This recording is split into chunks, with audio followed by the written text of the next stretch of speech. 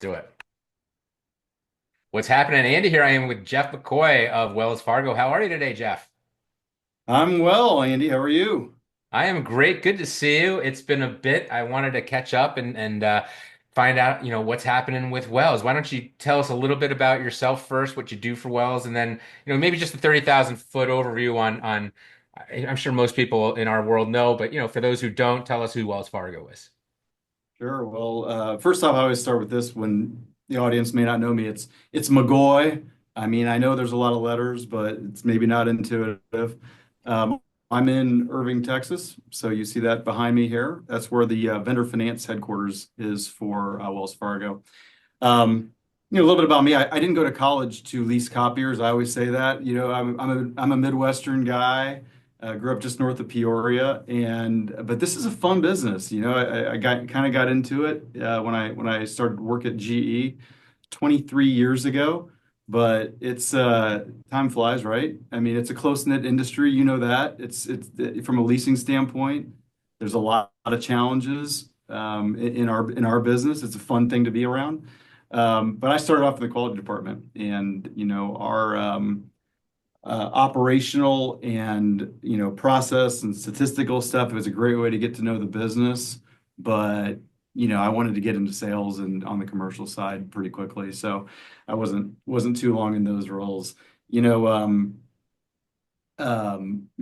GE was bought. Your audience may not remember this, but GE Capital got purchased by Wells Fargo 9 years ago. So the vendor finance and equipment finance businesses, primarily, most of them were acquired by Wells Fargo in 2016.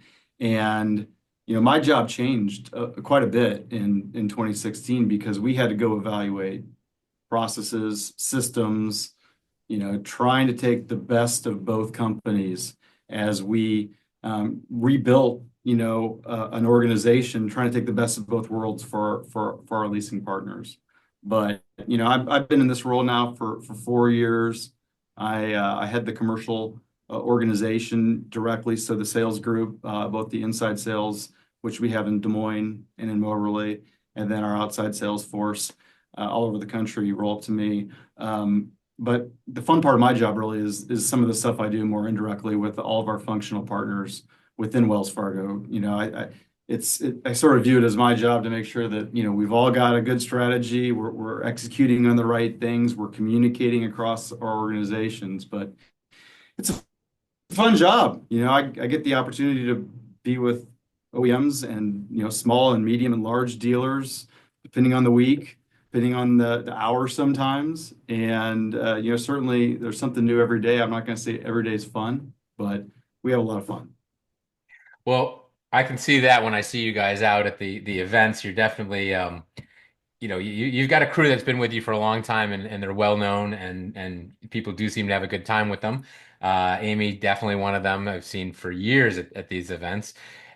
Tell me, a little bit more about the integration and maybe a bit more about Wells Fargo. And I mean, we joked about it on a call a little while ago, but I remember growing up, the Music Man with the song and the Wells Fargo wagon, and so this is a historic company. It's an iconic company, maybe not necessarily from our world, but what does that bring to the table as far as the history and just the longevity? How long you've got to be one of the oldest banks in our world, right?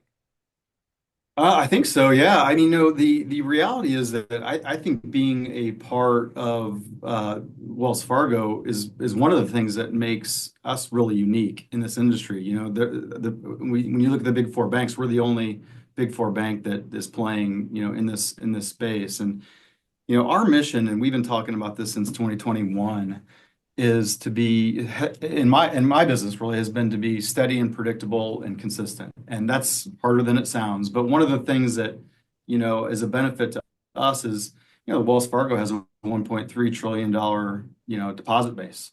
And certainly, that's one thing that helps us, way down here be steady and consistent for our vendor partners. The other thing is, I don't know if you know this, but the vendor and equipment finance organization that I'm a part of is one or two, depending on how you look at it, in the U.S. And we're part of the commercial bank which is one or two in the US, depending on how you look at that. And so, you know, one of the unique components that I get the benefit of and our team gets the benefit of is having the ability to bring products and solutions beyond just leasing to, our vendor partners and our OEMs. So, that's a unique offering. I think that we have that others don't.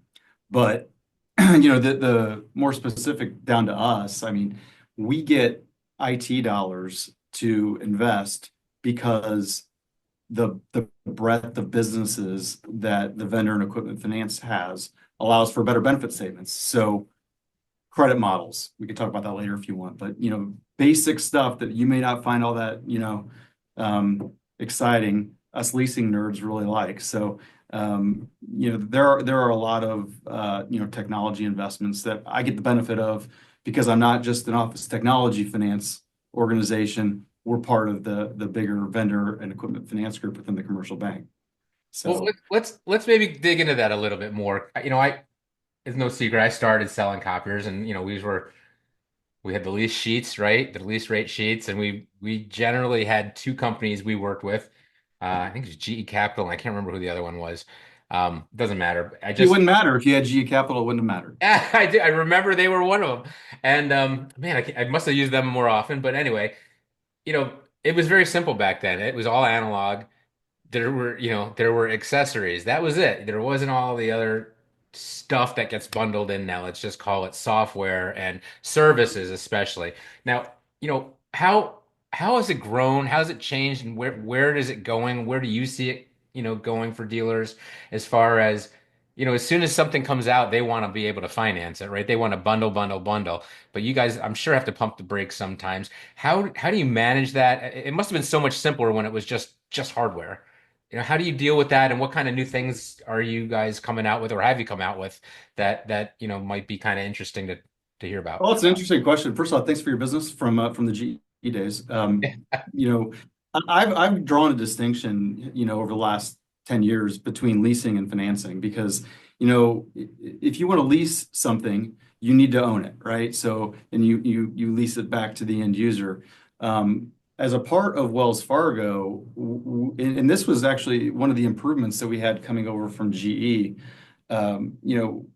GE wanted to have more of a lease portfolio. At Wells Fargo, we can do loan products for things that we don't want to maybe take a residual on. So, I know there's a tendency in the market to want to put everything on an FMV contract, and we certainly have a pretty healthy allowance of being able to support our partners in doing that.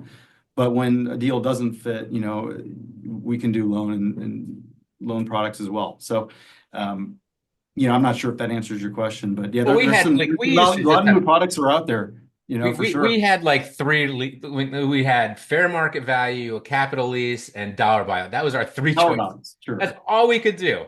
So, It's still 90+%, FMV for the most part. it is. And is that driven by the customers? Is that something that was what we used to tell the customers? But looking back, maybe that's just what my owner wanted me to tell the customers. But the customers, supposedly, my understanding was the capital lease was just better for their tax purposes. Um, Yeah, I think customers like the convenience of having one payment, yeah. and being able to have a service inclusive product. And I don't think that's changed, for some customers for a while. Well, they definitely didn't seem to want to own it. Even back then, I remember, trying to sell just the regular financing for them, and and that was always a desperation pitch because it'd be a little bit more, but then you would say, well, at least at the end you own it and you won't have to, but nobody wanted to own it. Everybody just wanted to get the new one in 3 to 5 years, because it's kind of like a car, right? 3 to 5 years, it's going to run great. And after that, you might have to put a little more into it. No one wants to put more into it when, you're dependent on that piece of equipment to, keep your office running. Well, in fact, the FMV nature of our business, makes it interesting for us, I think internally. But I think to your point, it's one of the things that makes our market work because it does create another sales opportunity for our partners down the road. So and frankly, it's one of the things I told you earlier that, my job's kind of fun. One of the fun things is we're not just doing a deal and then it's done. I run across customers that we've had on the books for 20 years. It's not uncommon for us to have done the refresh cycle for 20 years with an end user. And, we don't typically have a lot of interaction with the end user unless we need to work on special billing or things like that. But I think it's always great to see that, this end user has been traded up, 4 or 5 times with the same vendor. And, that tells me that we're helping to do our job as well by being effective at billing, collecting effectively, and being a good steward of the dealer's customer. It's also, nice to see that dealer is successful in their own right and that they're able to keep that customer and keep them happy and keep them happy with you. So, everyone kind of wins on that. Curiosity, we see this big shift going on in the industry. I'm sure you see it where customers are buying more and more A4 than they have in the past. And that's, I would say probably coming at the expense of A3. How has that impacted you?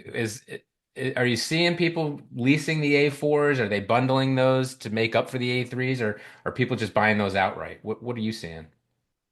I haven't seen a lot of a propensity for end users to buy assets, whether they're A3s or A4s. Certainly, there are more A4s that we are originating today than we were last year and the year before and the year before that. From my perspective, it's funny, our average ticket size is actually gone up a little bit, because there may be less, there are more assets in a deal. Hmm. So,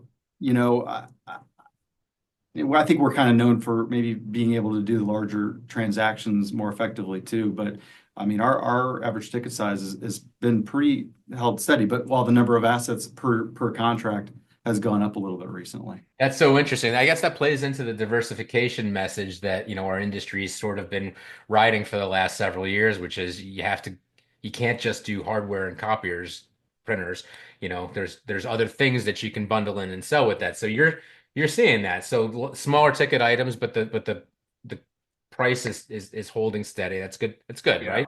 we certainly, we started, 4 years ago or so. We started we finance what you sell, and I like that. it's hard to go into a dealer principal or an OEM and say we're only going to support this segment of your equipment sales, right? So it may not all be on an FMV lease, like I said earlier, but the ability to finance product is fundamental, fortunately, in our industry.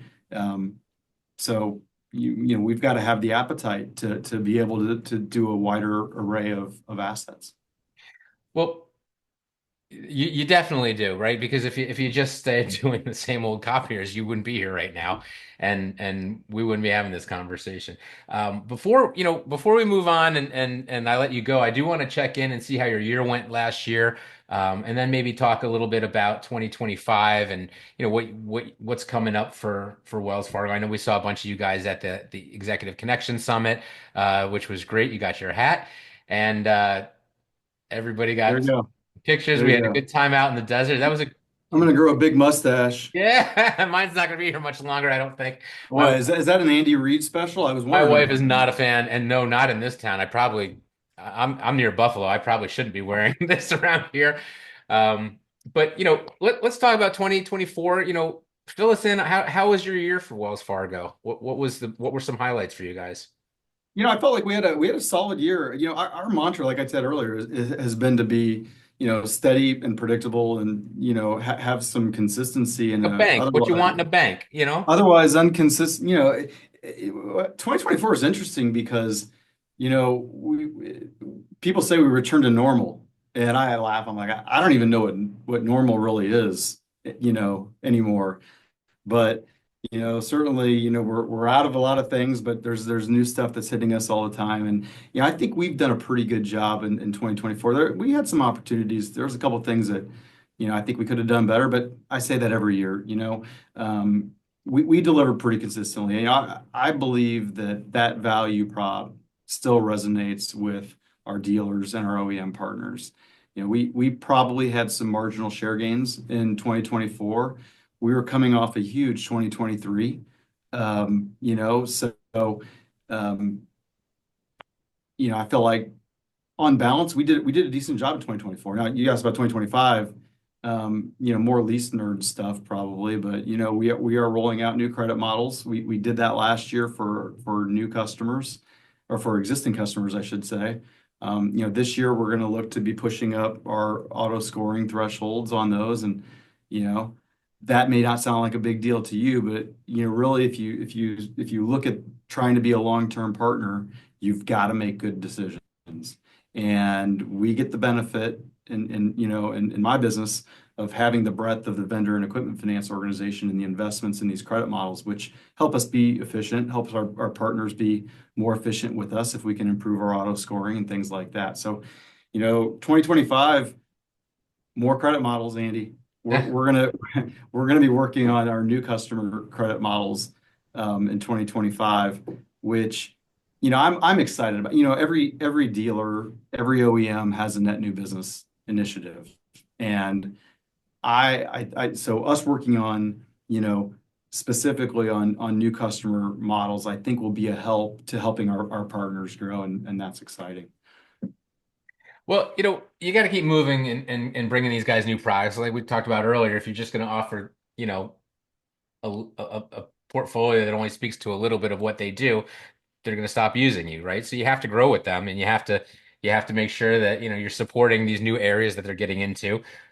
You're probably leasing a lot of products now because they asked you to that you may never have expected to. I mean, I don't know if you're leasing it, but I know these guys are financing everything they can now, from coffee to water to hardware, copiers, printers, software, services, just anything that they can finance.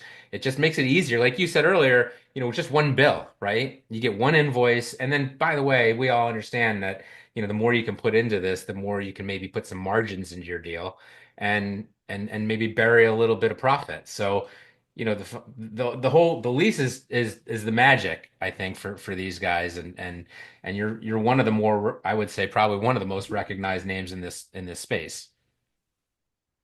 Thank you. Thank you. I mean, certainly our intent is to continue investing in our capabilities. And I look at, API technology. We've put a lot of effort over the last, 2 or 3 years into developing APIs.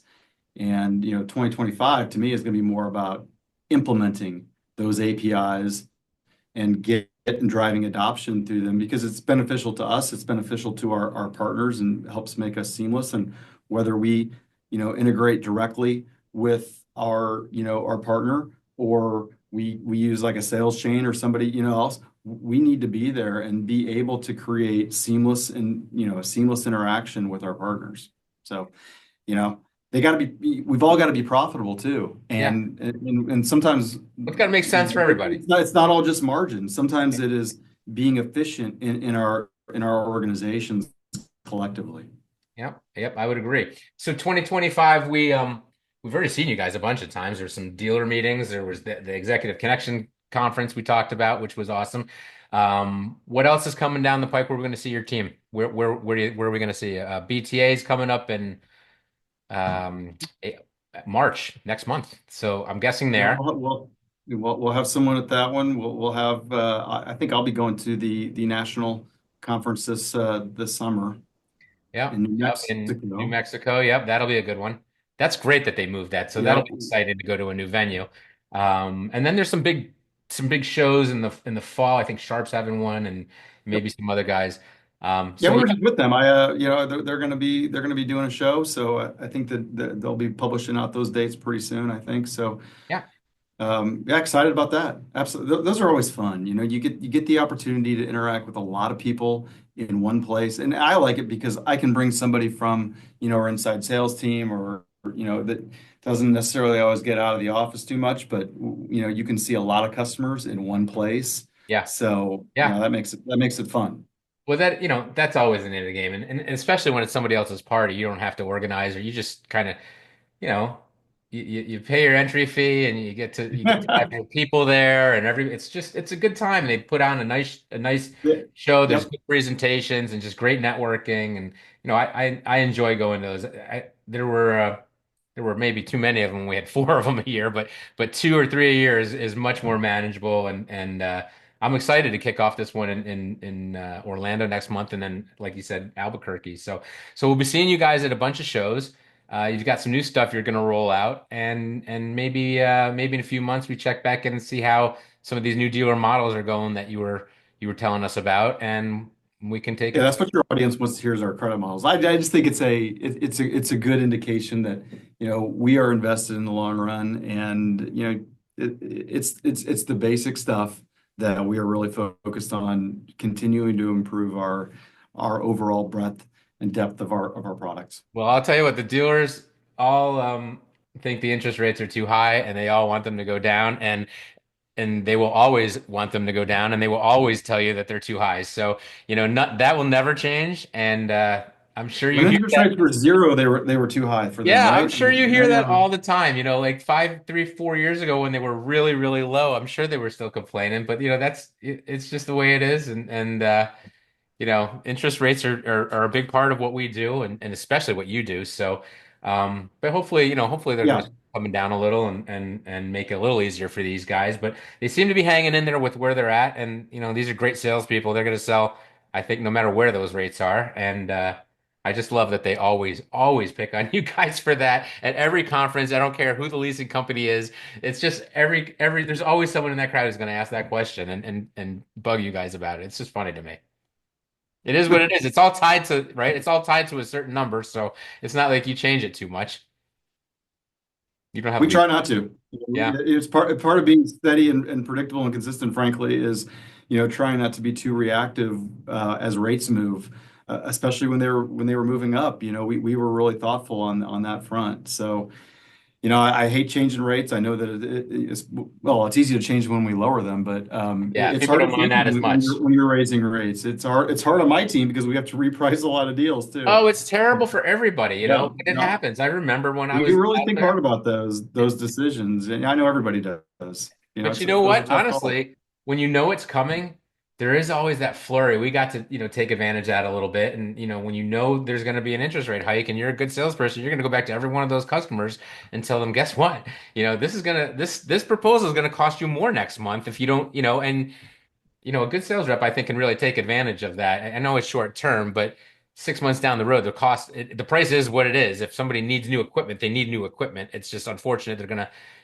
have to pay more. It's just the way it is. But it was always a nice little.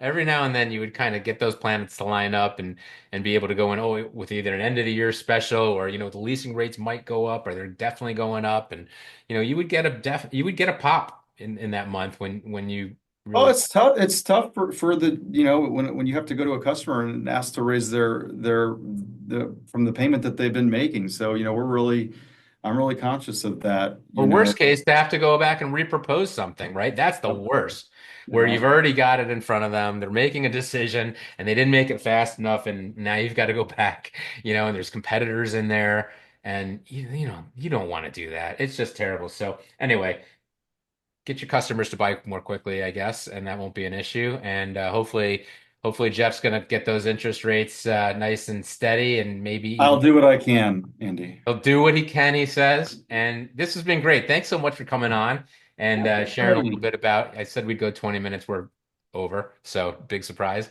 But this is great. I appreciate this. It's been a great time for, I guess, catching up and finding out what's happening with Wells Fargo. And any last shout outs, anything you want to leave us with? Nope, we're all good. All right, great. Appreciate the opportunity. This has been awesome. I look forward to seeing your team out there. Hello to Wells. We'll see you guys out Yep, we'll see you around. at these events. And thanks so much for coming on. Take care. All right, thanks. Bye bye now.